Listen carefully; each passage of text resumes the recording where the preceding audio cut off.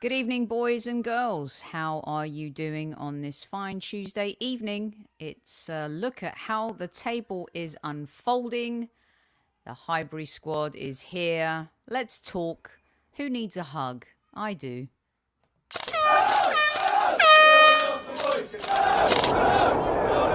Mind the gap between the train and the platform.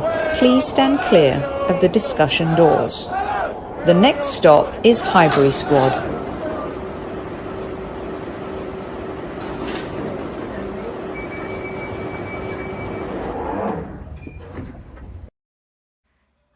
Good evening, boys and girls. Welcome to another live edition of the Highbury Squad, doing something a little bit different tonight, looking at the league table, what's going on around us. Hello, how are you? Most of you will be listening on replay. Some of you will be joining in as the games unfold this evening. So we do our post-game Arsenal show, but I thought it would also be interesting to kind of do some post-game shows when the teams that we are competing against for that European place are playing too. Unfortunately, West Ham won. Good evening to everyone in the house. Some of the usual suspects are not here tonight. They can't deal with the late hour. That's the problem. So hopefully some of you can. Hello, Mark. Hello, Amira. Hi, Zeus. I tell you what's good. What's good is Manchester United drawing against Burnley, no? I think that's a good result. Or is it still going on? Please tell me it's ended. That game's ended, right?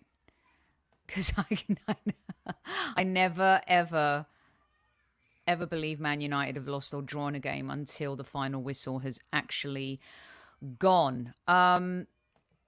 Let's see. I'm going to check it out right now.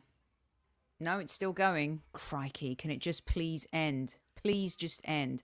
What about Newcastle battering Everton? Welcome to Everton Football Club, Mr. Frank Lampard. A little bit different, isn't it? The Premier League to the FA Cup. But anyway, good evening, everybody. I hope you're all well. Going to be a little bit of a short one this evening. It's still going. You know what that means, Mark, right? You know what that means. I wanted to start off the show because part of me this evening was like, F football.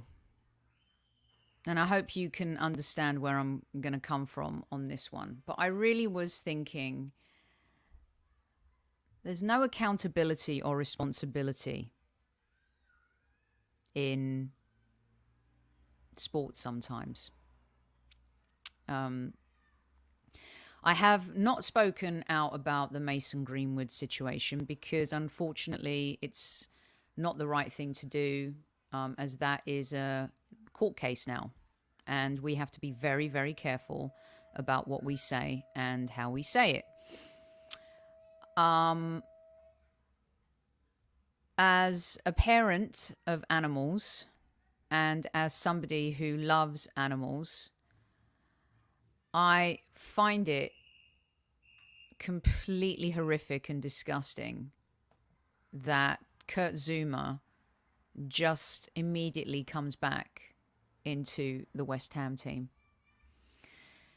In the past, I've questioned David Moyes. He seems like one of those misogynistic guys.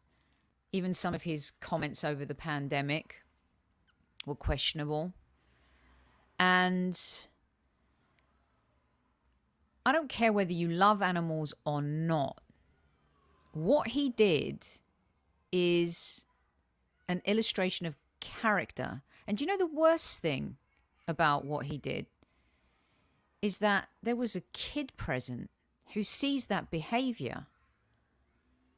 To think that it's okay to kick a harmless, defenseless animal and slap them.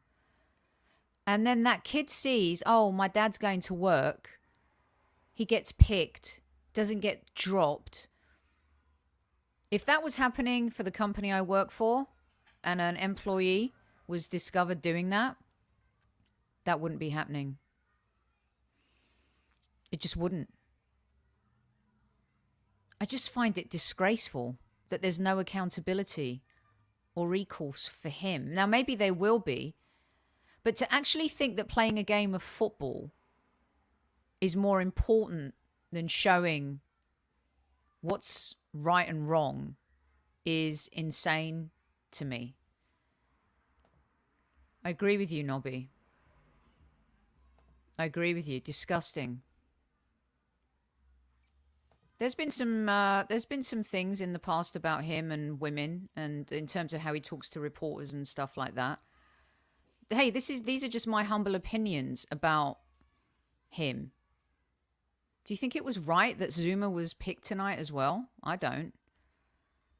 Yeah, I'm glad that they did. It is. And you know what? A lot now, take this in the spirit of which it is said, right?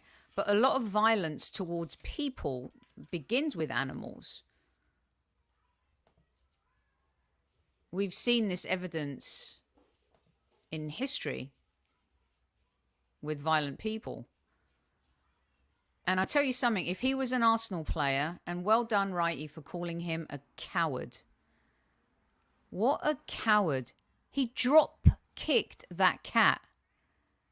And that poor cat was running fearless. Our animals, our pets, they trust us. They give us an unconditional love and they trust us. The thought of harming Vinny or Vespa in any way brings absolute tears to my eyes that anyone could ever do that. And the fact that he just got away with something like that, the police aren't investigating it. Thank goodness for all of the organizations that are around that are trying to do something about it. Thank goodness for people like Ian Wright coming out and calling him a coward and being unafraid to voice his opinion. Is so important.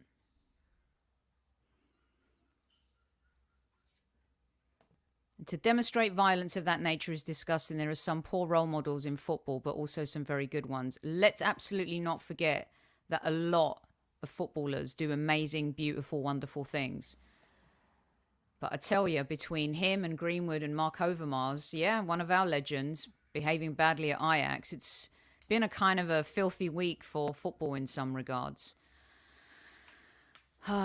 So, anyway, I just wanted to talk about that. I think because the most horrific thing about it for me was that it seemed like he was doing it in front of a kid and he got joy out of it.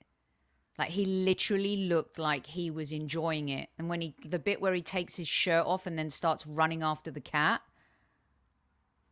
Wow. Well done, David Moyes. Well done. Picking him and stuff like that. Demsec, RSPCA are involved along with the police. Thankfully, it didn't happen under the Mets' control. Yeah, Avram Grant as well. It has been a bad week for things outside of the beautiful game. And I'm sorry, people need to be held accountable. They do. They think they're untouchable. It's ridiculous. I know there are a lot of West Ham fans that are not happy about that at all. Right, let's talk about football a little bit, shall we, as well? Let me know a little bit more about what you think on the Zouma situation. For those listening on replay, plug your comments into the YouTube channel. There's just some things and sometimes where we have to speak up and we have to say something. It is not acceptable to hit, hurt, beat anyone. Animal, woman, man, no matter what it is, who it is unacceptable. Violence is always unacceptable. And especially people who cannot defend themselves. It drives me crazy. Stuart, with you 100% on Zouma, Sophie. I'm an animal lover, and if anyone hurt my little dog, I know, I can't even think about it. Dish out your own justice. Moyes made a big mistake tonight. Big mistake. Yeah, if you kicked him, you'd be done. 100%, Rocky. That is a brilliant point. Let's just say randomly, you know, you see him down the street and you kick him. Oh, you know, protect our stars, protect our footballers. Da-da-da-da. Absolute bollocks it is. Rubbish. Many people saying eating meat is an act of violence. I think that goes back to a long time ago when eating meat was part of survival. And some people will see eating meat and eating fish as a wrong thing too, right? But that is based on, you can choose to be a vegan, a pescatarian, or eat meat. We're talking about someone who has a pet in their home and is going out of their way to be violent towards them in front of a child. It's crazy. Okay, we're going to move on and talk a little bit about football. Good evening to all of you in live chat. Speaking of animals that we love, animals that make us smile every single day, let's bring out little Vinny. Hit that like button, smash it, caress it, kiss it, like it. We'll get off the subject of what's going on that is so negative. Let's talk about at least a positive result for tonight. Manchester United dropped points against Burnley. And hello, how good was Weghorst? That combination already working up front. Talk about a tale of two halves. What a cliche that is. But my goodness, how true is it? I mean, Manchester United in the first half with Pogba, I had written some notes and I wrote, wow, Pogba, the timing, superior. What he brings to the midfield. He's like a new signing for Manchester United in this final act of the season. I cannot see them dropping any points. He is so much better than anything else they've had to offer and what they have been missing. Where could they have been if they had Pogba earlier on in the season? And I was also writing about Cavani. He adds another dimension to the team. It was great for Ralph to drop Cristiano Ronaldo. What a move. Very brave dropping Ronaldo, because that doesn't always go well with the superstar. And then I just ripped up all my notes. That second half from Burnley was insanely good. Absolutely brilliant. And to be honest with you, they did us a favour. It's a game that Manchester United had to win. It's a game that we all have to win, all those clubs. West Ham, unfortunately, won their game against, let's face it, a Watford team that looks like it's heading back to the Championship. I'm not sure Roy Hodgson is going to be able to save Watford. And West Ham, I had down as the team that was going to be the one dropping points. And I had Manchester United down as the team that was probably not going to drop too many points. That felt and must feel like a loss for Manchester United this evening. So now we have Chelsea on 47. I think they've got third locked up. I'm not sure about what you guys think. Let me know. We got West Ham in fourth on 40. United on 39, which makes our game even bigger tomorrow on Thursday against Wolves.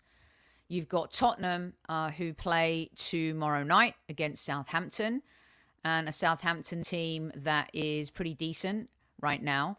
Ralph Hasenhüttl, they have a little up and down scenario going. They're 12th, they've got 25 points, but they can pull out the odd spectacular win here and there. So for us, if you look at who, let's see what you're saying. Harrison, love that name. My little cousin's name's Harrison. Third is unlikely, but possible, but need to beat the Spuds. Yeah, that is completely true. So don't forget our 3 games in hand on West Ham are against Spurs, Liverpool, and Chelsea. So Pierre, you bring up a very, very, very good point. Because if you look at the games, Manchester United have to play Tottenham, Liverpool, Manchester City, us, and Chelsea, right? And then Tottenham have got Manchester City, Manchester United, Liverpool, us, and West Ham. West Ham have got us, of course, City, Villa, Chelsea, Tottenham, and Liverpool. And we have Chelsea, Liverpool, Aston Villa, Manchester United, West Ham, and of course, the North London derby to come. I don't think you can say that there's any one team in that mix that has a harder schedule than the other. Somewhere, somehow, we've all got to play each other. So this is why I thought it'd be interesting to start a little series after their games where we look at how the table is unfolding. And as of this evening, West Ham have the upper hand. But as of tomorrow night, Tottenham could have the upper hand again because they also have a game in hand. So beating Southampton's going to be key. This game for us against Wolves is massive. They are only 2 points behind us. I mean, this is a cannot afford to lose game. Even if you get a point, but it's must win, right? I have a horrible, horrible feeling that North London derby is going to come down to it. It's going to be like a cup final. I'm not saying Anfield 89-esque, but this is definitely going to be a cup final kind of game. Thanks, Colin. I dig it too. What do you guys think? If I was to ask you right now, right, which of those teams, West Ham, Manchester United, and Tottenham, do you fancy grabbing fourth? Grabbing fifth isn't going to be a disaster, but I find it tough for us in the sense that without our starting 11, we find ourselves in a very challenging position. You know what I mean? Like when you think about, God forbid, is Tomiyasu going to be okay for Thursday's game? And we'll know more about that, and we'll do a little bit more about that on tomorrow's show and stuff. I fear Spurs because of Antonio Conte. Tactically, he's been there before too. He understands the league. He's got the experience. He's got the experience more in that position over Ralf Rangnick, who's done good things in Bundesliga and for other clubs, yes. But Conte's got the upper hand over David Moyes even in that position. I know Moyes has got all the Premier League experience, and he was at one time a manager that, you know, fought for that top 6 place. But we've seen West Ham falter. We even saw it with an experienced Brendan Rodgers and Leicester City over the last 2 seasons. They're there or thereabouts, but once it gets to the very end, there's something about them that they crumble. But something about Antonio Conte that scares me, right? Winston says, I don't like saying it, but the Spuds are in a position. I know. I heard if Wolves win, they go above Arsenal, so they have a massive incentive. Well, they would. They're only 2 points behind. 2 points behind us. Mohammed says, if I had to bet, I'd bet on Spurs. Oh, I know. God, we all have this horrible sinking feeling, don't we? I would regrettably say Spurs are favourites. I feel sick saying that, by the way. I know, so do I. Arsenal or West Ham for fourth antenna. I like it. Conte might be the difference. Yes. I can see North London derby being moved. Yep. Demsek. Mucho mula. Money. Eyeballs. 100%. I can see that happening. They haven't scheduled it yet. They're waiting for a reason. Dejan, this is where we prove we have improved and are a European level team or fail altogether. And Dejan, it's going to be tough. You know, it's going to be tough. We have to have all 11 players available to us for 17 games in the Premier League. Now, you could argue that this break in Dubai has been the break that Saka needed, the rest that Emile Smith-Rowe's muscles needed, the rest that Martinez needs, kind of not being used to kind of the intensity in game after game after game. Those 3 players are going to be very, very important, as is Ødegaard. I think Lacazette is still going to have to play a huge part. He's going to be very important. And I do believe that Arteta will continue to pick him down the middle because of the experience and how he can bring in others and the way he holds up the ball. Now, that's not to say that what we've heard and what we've learned and what we're seeing in terms of the training in Dubai, and Martinelli's been training a little bit more for playing down that middle position. But we've seen that book before, and I'm not sure it's going to have all the answers for the Arsenal.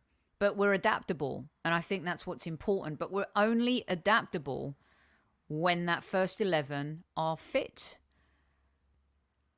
Without them, look, we've seen what the midfield is. We can argue all day about Xhaka, right? We can all talk about the inconsistency of Thomas Partey. But we've seen what our midfield looks like without those 2 players. Because I think we do have the ability to score goals, but the reason why we lacked scoring goals in January is because our midfield was kind of non-existent. Ødegaard wasn't able to do the things that he could do. He was asked to be played. He was being played, you know, kind of more in a deeper role, was more protective over Sambi in Sambi's position. Therefore, you know, playing with that speed that we kicked in December when Oba was dropped after the Everton game. And now all of a sudden you've got a bit of speed. Even Xhaka's playing the ball forward. You've got Martinelli on the left. You've got Saka on the right. You've got Lacazette holding the ball down the middle. There was a formula to our play in December. And if we can emulate what we did in December, we have a chance. But if we don't, we're in trouble. Yassine says, would love for Pepe to come in and rip up the place these last 17 games. I would give him a shot. If things aren't going well initially, I think he deserves to have a shot. He's so much potential, but he hasn't clicked yet. Whether it's due to the system or his mentality, it's up for debate. I think it's a little bit of both. Good evening, China. I'm enjoying the games from Beijing. Hope you're doing well out in China. Soph, if you had to pick one player to step up, who would it be? Not the youngsters. Partey. There's a reason why. Thank you for asking, Rohith, the question. Because there is a reason why I picked this picture as the thumbnail for today's show.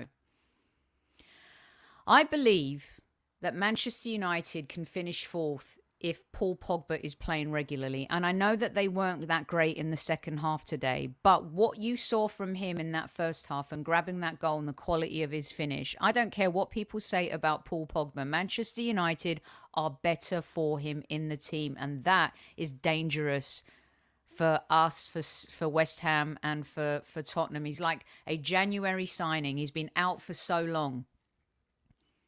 I don't think he's the reason they lost today. They just lost their momentum completely. But the caveat to him is our Thomas Partey has to be the Partey we saw in the game before he left for AFCON.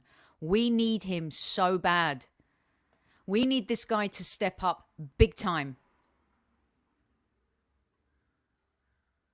He's got to be a leader. He's got to be the one and the answer in midfield, not Xhaka.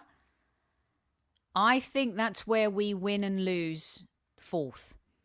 I think Ramsdale's going to put in as many good performances as he can. I think Gabriel is going to be the Gabriel that we know and love. Ben White and Gabriel together have formed a really good partnership. Let's all God pray that Tomiyasu is fit and he's able to play those 17 games, because what he brings to the table and the cover that he brings for the centre-backs is unprecedented in terms of that right-back position for the Arsenal. We haven't seen that in years. Kieran Tierney's going to be just fine at left-back. Needs to be a little bit more clinical with his crosses and a little bit less wasteful with the ball. We know what we're going to get from Saka. We know what we're going to get from Martinelli. And we know what we want to get and hopefully will get every game with Odegaard. And not only the way he plays and passes the ball and sprays it around, but his leadership ability as well. But Thomas Partey, for me, is the key to everything. If he plays that way that he did against Liverpool, that back line is so much more protected. Then we're able to move the ball in a much swifter fashion, and we're able to, protect that back line so much great. We were under the cosh in January. And also the other thing too is going forward, like we scored 21 goals in December and we scored 1 goal in January. And the midfield is why. The midfield is why. So for me, it's got to be Thomas Partey. He's got to be the one that steps up. He really does. And I hate to say it. But these two are going to be a massive key to the rest of our season. Mo says Partey has to be an absolute beast. Yes, for 17 games. I wouldn't risk him. If he's not ready for this game, I would rather he misses this game and is around for the next 17 games or the next 15 games than risk him and regress him, guys. Amin doesn't think we'll finish in the top 4. If only Eddie could score. Well, yeah, you're seeing Soph, would you? No, I wouldn't. Would you? Would any of you risk him?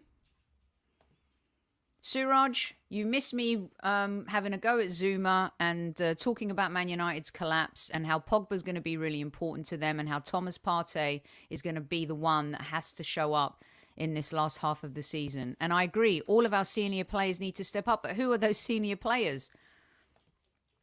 Thomas Partey, Xhaka, Lacazette. Tierney is bordering on senior. He's won things with Celtic. He's played at the top level. He's got that experience now. El Neni may... Oh, God, I can't believe I'm saying that aloud. But El Neni had a good AFCON. I'm not just going to kill him because he's El Neni and he hasn't really been like the player we've wanted to for Arsenal. But he's sensible. He can come in and do a job if needed. He's not the answer though, right? This is where we run into a bit of a pickle. Martinelli's young. Saka's young but yet so mature. Emil Smith-Rowe so young but yet so mature. Ødegaard young but, you know, at 22, captain of Norway, mature leader. Much more mature and has more leadership skills than Ødegaard. So we're going to need everybody. But Thomas Partey, this is where you can become a cult hero, dude. You put this team on your shoulders. You came back from AFCON and you effed it up in 5 minutes. Before you left, you played your best game ever. And this is the time where we need you. We want to see the Thomas Partey that was at Atletico Madrid, the dude we bought, the player we think you can be. Games are won and lost in midfield, and our midfield are consistently unreliable in terms of availability. No joking around. They've got to be on it. And the evidence, the proof is in the January pudding. How we failed. And our 2 leaders both getting red carded. Stupid. And then, of course, we lost El Neni. We lost Partey to AFCON. But he came back pretty quickly. And he effed it. And then we were effed. So F that. We need to meditate. Sure. Let's see what else you guys are saying. 211 of you in live chat. Hit that like button for me. Caress it, kiss it. Give it a cuddle if you want us to win these next 17 games. Yes. Reinhard is on the Josh tactical squad train. Sell party ASAP. Josh has always been, what's the point in having a Lamborghini in the garage if you can't drive it? That has been his argument. We need impact, sadly. No, but he was part. Is he part of? Yes, Demsek. Sophie, the AFCON final was like, yeah, it wasn't great. I know. I agree. Can't risk him if he's not 100%. If Tommy is not fit, I'd play Cedric and not break up the Ben White-Gabby partnership. Oh, boy. So this is where we run into the pickle of Maitland-Niles, Chambers. Yes, I know, not part of the starting 11. But when beggars can't be choosers and you need to put square pegs in round holes for real and not just tinker with the team, like Mr. Arteta did playing Xhaka at left-back in the Europa League semi-final, what are you going to do? Who else is going to play there? He seems to trust pushing Ben out on that right side, doesn't he? And bringing Holding in versus playing Cedric. I don't know. What would you do? He was part of the team of the tournament. He had a good tournament. But how many times are we going to do that with players? He had a good game. He had a good tournament. Comes back. We know what he is. He's not the answer. But at least he's a body. And unfortunately, we're in that situation now where we've rolled the dice. We've stuck to our strategic goals that we had set at the beginning of the season. And Del Nenny's going to be that guy that can come in and fill in. And to be honest with you, and I love Charlie Patino, but he'll be a better option with, let's just say, Xhaka and Partey screw up. El Neni will be one that comes in and can add some balance. I would do that, but is it high risk at this point in the season, the hope that kills? You know? And Trevor wouldn't break up that centre-back partnership. David, hi Soph, greetings from Sweden. Hello Sweden. All the noise surrounding our youngsters being pulled by the top 4 teams. How does that make you feel? Oh, we had a conversation about this the other night with Super Kev. Doesn't make me feel good at all. And I think we need to be very careful about this. This is why the summer transfer window is fundamentally important. We have to show these young players that we are building a competitive team and that we want to be competitive and that we're going to go for it. It's not just about trying to qualify for X and Y and Z. We can't finish 8th and 8th. They need to understand and know that we're building a team around them and one that has championship winning potential. Now, right now, for Arsenal, they've got to start at the grassroots, David. Just be competitive, just be consistent. Let's see where we'll finish in May. What if we don't qualify for Europe? How long will Saka, Emil Smith Rowe and Martinelli be willing to do that? Do they really believe in the project? You know, will Arteta keep his job if we don't qualify for Europe? What does that mean for Edu? We're so here and here that talking about the future too much, I don't think is possible right now, because we still haven't proved ourselves in the present. And the only way that we can grow with that is if we bring in more players. And Edu said it himself in the Sky Sports interview, didn't he, guys? He said the next phase for Arsenal Football Club is that we build a team that has world-class players in it. And that's tough to do when you can't offer European football. So qualifying for Europe is so important for that reason alone. It's not because we can win the Champions League or win the Europa League, but it allows us the opportunity to open up our transfer book a little bit more and attract the type of player that will want to come. You know, not being in Europe right now in January, did that cost us with Vlahovic? I think Vlahovic always wanted to go to Juventus. When you look at some of the other players that we're attached to, let me tell you something as well, you guys. And I know it's not part of our how the table will unfold at the top, but let me tell you something that is going to be... I'll play three at the back. Tierney, Cedric as win-backs. Interesting. Funniest club award goes to Arsenal. Are you an Arsenal fan, Eric? Huh? Are you not an Arsenal fan? Let us know who you support. Mo says, I'd take it a step further. So if we need CL next season to attract top players, Europa will not be enough. Well, how true is that? We attracted Lacazette and Aubameyang and Thomas Partey and Gabriel and Tierney and Pepe with Europa League football. You know why it works, Mo? Is because you dangle the carrot and it's a vehicle back into the Champions League. It's a route, and you're still playing in Europe. And Europa League has increased in its intensity and quality, and it's still a trophy. And when I was growing up, that trophy was like the bomb. So I do think that you can attract a type of player that is willing to play in that competition. Banter aside, this is a nice channel. Thank you, Eric. Tell me who you support, or did I miss that? Got to know who you support. Yo-Yo says, I fear Saka, ESR, Martinelli have higher ceilings than Arteta. Shouldn't be developing a manager at the risk of the squad. Listen, we can talk all we want until May comes. Cunning stunts. Now, if you pronounce that incorrectly, that could get a little bit tricky. New subscriber, welcome to the show. Everyone welcome Cunning Stunts. We love having our new subscribers join us. It's going to be tricky, you know, not having European football. That's going to be a bit of a bummer. And that is going to affect, once again, the type of player profile that we attract. Now, that's not to say we're stoked about the summer business.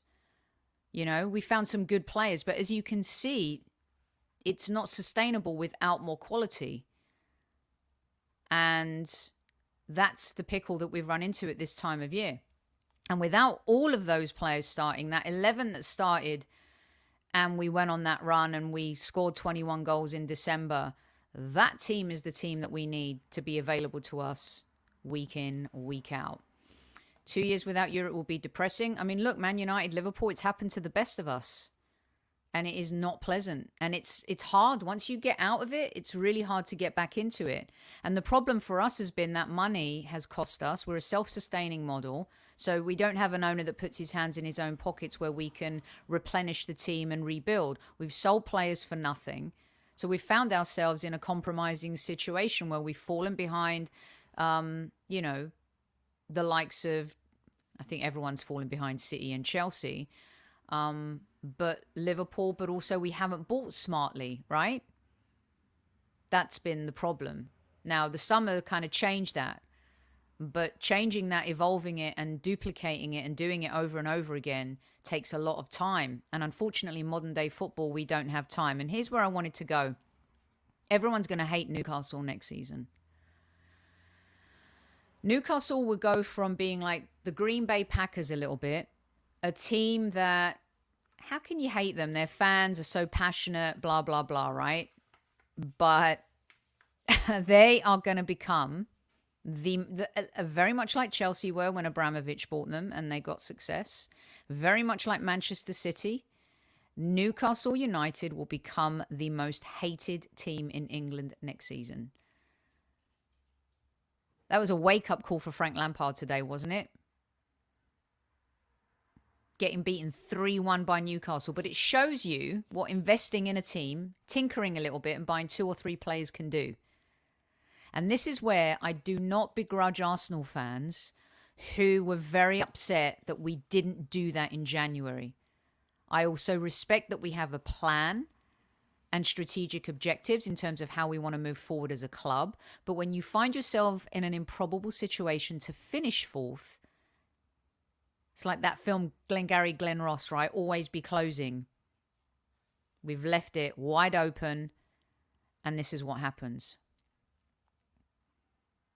And that's the part where I do think that Arsenal fans who have been respectfully critical are correct. Mark, when Man City first flexed their financial muscle buying Rabin, yeah, do you remember that? That was a January transfer window too, Mark. I remember it came in at the 11th hour and it was like, what? Baguma says, I started following this channel recently on the advice of Harry AS. And indeed, it's worth my time. A Gooner and now a squad. Exciting. Well done. Thank you, mate. And thank you to Harry. He's a good friend of the show and we love Harry and we appreciate that. Stacey says, we're not buying developing players in terms of value. Well, how much would Ramsdale go in the market now? How much would Gabriel be in the market? Tomiyasu.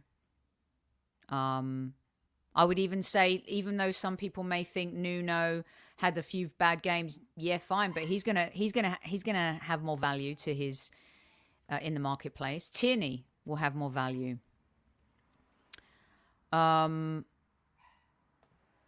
Yo-Yo says, think the likes of Oba Party joined Arsenal due to Wenger's legacy. The Whites and the Sambies joined due to Arteta's vision. That's a fair statement, 100%. Navari says, Sophie, money isn't the problem. We invest terribly. I said that on the debate with the Cronkies. Their mistake has been hiring terrible people to spend the company money. Really. Terrible. Terrible, terrible business. Raul, probably the worst of all. What a waste of time. What a shit show. And you could say in the middle we had Mislintat and we had the other opportunities to, when Unai was there, to hire Monchi and they'd worked together before, and some of the players that he's discovered previously in his career. I mean, we've messed up big time and it takes a lot of time to catch up. A lot of time. A lot of time. Marina is so smart. I said this on the show. Isn't it about time a woman got involved in Arsenal? All these suits making terrible decisions. Meanwhile, other clubs, say what you want about Karen Brady. She's helped West Ham. Marina is the bomb boss. Newcastle United. Woman at the top there. Just saying. So, who do you think will be our top scorer? We did this show last week, Colin, with Kev. And I did one of those stupid, bold predictions where I said Eddie Nketiah will score 7 goals. But it's got to be Martinelli, no? Hopefully. And always be closing, you're right. Let's see what else you guys have to say. We need to hire a smart Russian lady too. She doesn't have to be Russian. She could be Greek. Why not? Overmars would do much better than it. Overmars is in trouble. And we're not going to touch him. He's been a bad, bad boy. And that's all I'm going to say on the subject. Raul was enemy of the club from within. A competent board of... That's the problem. Someone wrote, and you guys had some fantastic comments in the debate about the Cronkies. What our Achilles heel has been is having terrible people on the board, terrible people making the decisions, terrible people making contracts. Awful, awful. There are better managers out there. There are. But right now, for this time period and this particular team, they feel like this is the guy. They hired Young with the Rams. They stuck with him. They've hired Young with Arteta. They're sticking with him. But if we don't qualify for Europe and we end up finishing 7th or 8th, 2 years and a bit in a project, crazy. And Kevin, you're right. We have wasted a lot of money. 250 plus in chat right now. Give that like button a little hug if you're enjoying the show. Give it an extra hug if you want Arsenal to win 17 games on the trot. Could you imagine that? Unai went on a 22 unbeaten game run. Imagine if Arteta takes the Arsenal on a 17 unbeaten game run. Mix of draws and wins. Vespa likes it. She agrees completely. All right, Vespa. I think she's seen a Man United fan on the street. Or is it a Tottenham fan? Might be a Tottenham fan. Yeah, I think it's a Tottenham fan. Thank you. Well done, Vespa. Keep the abuse going, babe. I quite like it. Okay, very hard to be. I like that. Marina sells good, but also had some howlers. Well, Kai Havertz's goal won Chelsea the Champions League, right? Timo Werner, I agree with you. Ziyech has been better this season. Lukaku, don't know what it is about him outside of Everton in the Premier League, but my goodness, he's been rancid. Yes, he's been injured a little bit as well this season, but, you know, it's more time on the ball in Italy. Totally different game. I know Serie A has better quality this season, sped up a little bit as well, but, you know, it's very different.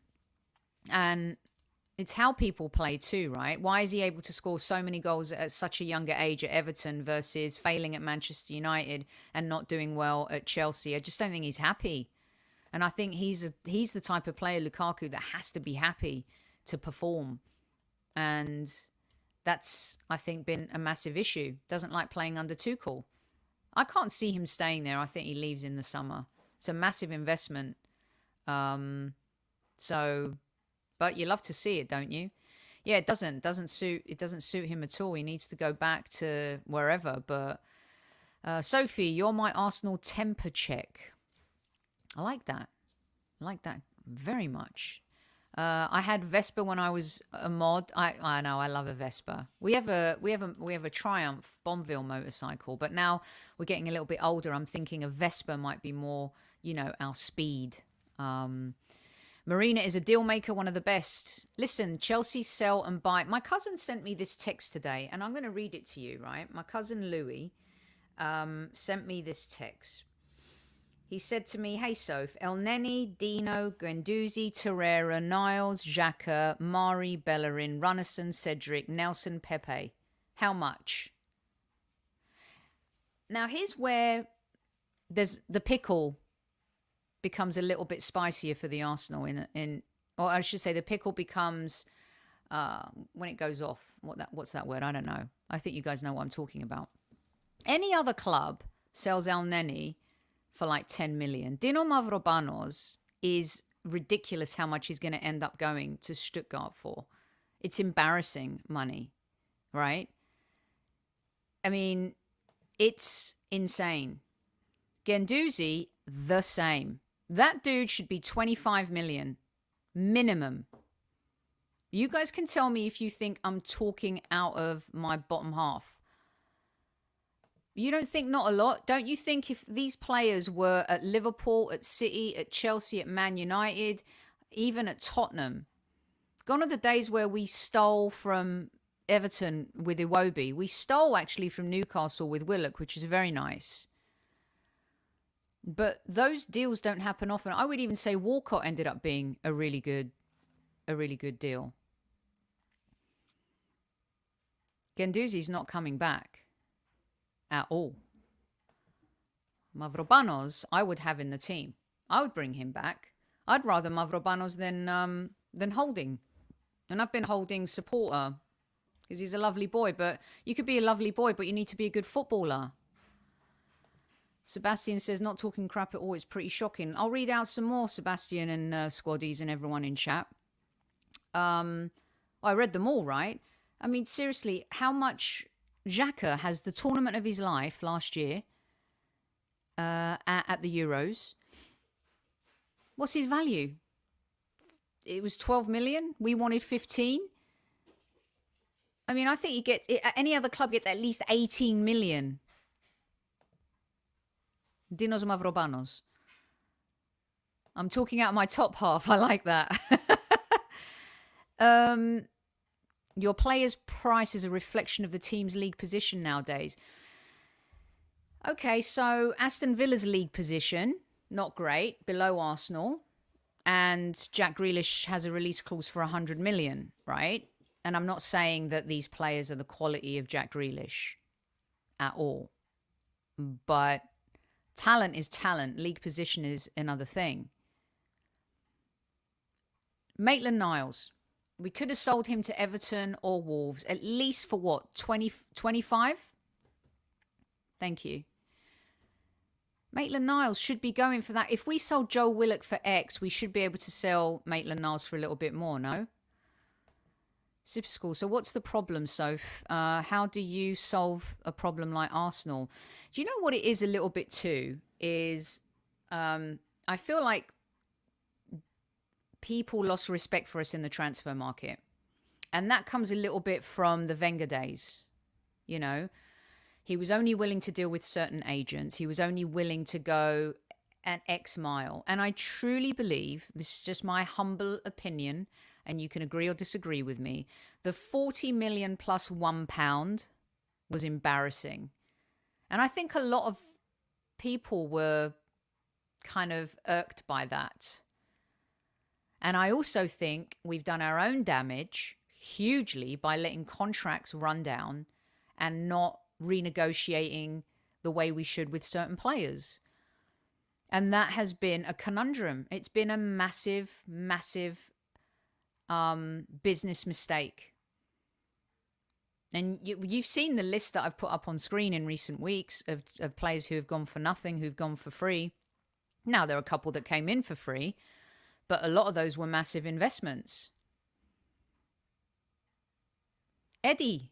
Yes, Eddie. Yeah, I like that too. It's fun. These ones, this is a lock to handcuffs. Okay, not that kind of, well, yeah, and this one's a pin. Anyway, Eddie turned down a move to Palace. Come on, Eddie and Nketiah.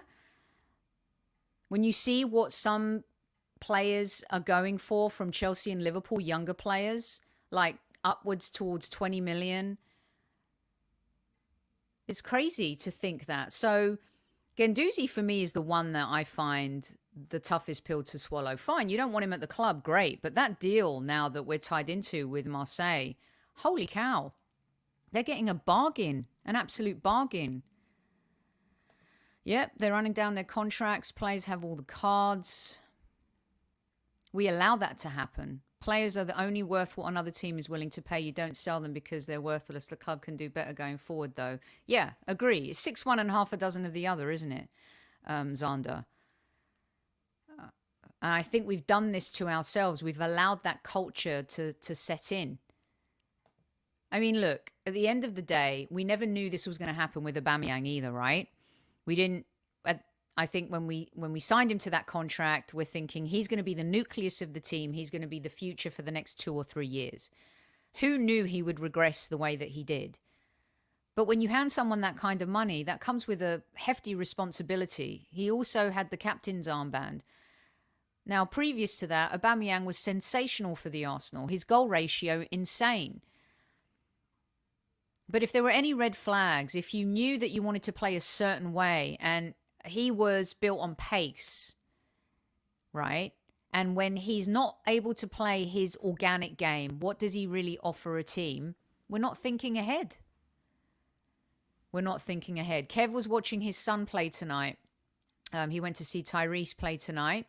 And he will be back on Friday, for Kevin says. But he will be sending us a couple of videos in between. And who knows?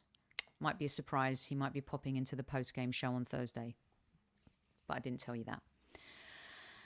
Okay, let's see. So 3 players from 3 teams in relegation zone to come to our club. Who would you choose that could be a surprise? Oh, gosh.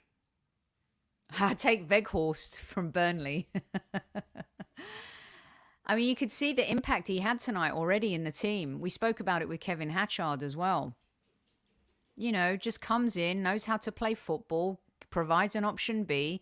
We love putting crosses in the box. We don't have anyone on the end of them. We haven't had that type of player since Giroud left. Look what Giroud's doing at AC Milan right now. Weghorst would have come in and gotten onto one of those 31 crosses that Kieran Tierney put in against against Burnley in that game. I agree with this one too. Johnny Boy says 300 watching, but only 1 in 2 hitting the like button. Bewildering. Tell him, Johnny. Who would you sell from this team for maximum money to reinvest in the team? Oh, crikey. I don't think we can afford to sell anyone right now. And you need a squad of players, right? But if we're clearing the decks completely, then I'm sure the likes of Cedric and Elneny and those type. But then we have to bring in. We already need 2 strikers. We already need 2 midfielders. We already need a centre back. We already need a backup right back. It's tough. And also who's going to be promoted from the under-23 squad? How much trust is going to be put into an Aziz and a Balogun after, you know, the loan deal? Especially, let's see what Balogun does at Middlesbrough. I mean, we're finding ourselves in a really tough situation. So, yeah, I mean, look, tonight's show is supposed to be about how the table will unfold, and you guys are asking some fantastic questions, and we're talking about us kind of maybe for next season, but for this season and the games we got coming up, and we're competing against squads that I think are built a little bit better than ours right now. As inconsistent as Manchester United can be, they have individual talent, like I said, Pogba, that can help bring them back. West Ham have a very solid core, you know, and goals from various places on the pitch. And Bowen has been a sensation for them this season, having a bigger impact than Antonio. And he, you know, is an X factor. Tottenham, Harry Kane and Son are always going to get goals. That's a problem. I still think they're vulnerable at the back, and let's see what their 2 new signings offer them as the season goes. But they'll always have those 2 guys, right? Just like we believe in Saka and Martinelli and our players. The other teams, I think, have more X-factor players with more experience. I'm not saying Saka can't turn a game on its head. I'm not saying Martinelli can't. But as time goes, those other teams, Declan Rice, for example, I mean, what we would do for a player like that at the Arsenal, right? That's the type of player I'd like to break the bank for and go. But he's not going to come and join us, is he? He's probably going to go to Chelsea or Manchester United. But that is what we should be doing. A generational player who can come in and you know is going to be there for 10 years. That would make Saka happy. That would make Martinelli happy. That's the type of player that becomes the anchor of the team, player you build around. And it's true, he is quality. I hate to say it, but he is. They've missed him. And he's coming back, and now we're going to have to face him in the North London derby. So the United result went our way tonight. The West Ham result did not go our way tonight. Tottenham are to come tomorrow. They play Southampton. You would argue that that's a game they'll probably win. And let's be honest, they have not been playing good football. And they've still been winning games, and they're still in the FA Cup. We are on 36 points. It is a must-win game for us on Thursday. They're all must-win games, unfortunately for us, because now we've got to win and not drop points. And we lost that position of control in January. That was a horrific month for us. Terrible month. So I hope, yes, that's the case, but let's hope Tommy's fit. And he does. He has a great engine on him. That dude can run forever. We have an anchor, needed one for years at the Arsenal, especially in that position, right? This is where we've got to show Saka. You know, when he's in the England team, you guys, who's he hanging out with? He's hanging out with Mason Mount. He's hanging out with Phil Foden. You know, he's hanging out with all these players. Kyle Walker. You know, Man City, Chelsea players, Reece James, Ben Chilwell, who've won Champions League, Premier League. They talk, they hang out. We know they do. And this is what happens as time goes on. He's going to be like, I want some of that. And he's the jewel in the crown, and we cannot afford to lose him. This is why it's so important. These 17 games, how the table unfolds is so important for not only this season for us to get back into Europe and be able to attract that world-class player, but also to continue building and show players like Saka that we mean business. Now, I think Saka's going to stay for a bit. I don't think he's going to be the type of player that's going to flee so easily. He knows that he is Arsenal Football Club right now. Martinelli, I think, has a certain commitment. He's not a Hale-End boy, but I do believe he has the commitment. Emile Smith-Rowe, the same. But 17 cup finals. And it's not going to be easy. Fabregas. Exactly. Perfect example, Elliot. Thank you. Yeah, it's fun. Let him be on the red carpet and enjoy it. Let him enjoy his time. I hope he's well rested. Look, let's talk about next season when that comes and if Saliba returns. I know they're saying he is, but I'll believe it when I see it. Just like people want to say they'll believe it when they see it when Vlahovic signs on the dotted line. There are a lot of guarantees that people, you know, kind of threw our way, weren't there? And it didn't come to fruition. Zouma is, I think, also another player that's had a few issues off the pitch, and I'm not sure character-wise if Arteta likes him. I think we could have had a chance to sign him and we didn't make it happen. And there's a reason for that. I think it's talent and character together. And I believe that Saliba went out on loan to build character because he's definitely got the talent. I don't think that was ever the issue. Let's hope not.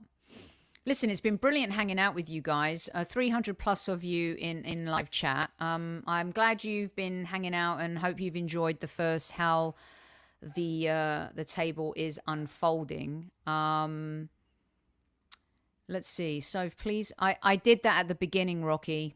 So you could be kind, rewind, and please listen. I'm appalled by it. And I spoke about that at the beginning. And then moved on to the football. Disgusting behaviour. But you can, you know, tune in at the beginning and hear what I had to say about that. Listen, it's been brilliant hanging out. I only intended it to be for half hour, but we're almost to an hour. I hope you've enjoyed the show. Hit that like button. Share your comments if you're listening on replay. Share this with Gooners as well. Our community is growing and continues to, thanks to great people like you. Once again, we so appreciate all of your comments on the debate show. That was brilliant. We've got more shows like that coming up. We have an Inside the Dressing Room coming up. Fun player from Premier League. Couple big Premier League Cubs coming up. With Super Kev as well. And tomorrow we return to preview Wolves. Who's going to start? Who's going to be fit? Are we ready to go? We need to win. There is no alternative, is there, guys? We've got to win that game. We've had enough rest. We've had enough time. We're prepared. Are we going to be a bit rusty? Let's hope not. We're playing away to a Wolves team that's definitely doing good bits, but has struggled to score goals. So let's hope that we find our way, and we will talk about it tomorrow. Join me a bit later again, around 8:30 probably tomorrow. Let me know if you want us to go. We can go live after the games as well. I know everyone enjoys watching these kinds of games too, but look out on the community page and on Twitter, and I will be back with you tomorrow night. Until then, at ease, everyone.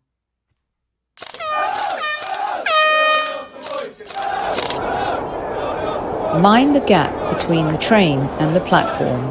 Please stand clear of the discussion doors. The next stop is Highbury Squad.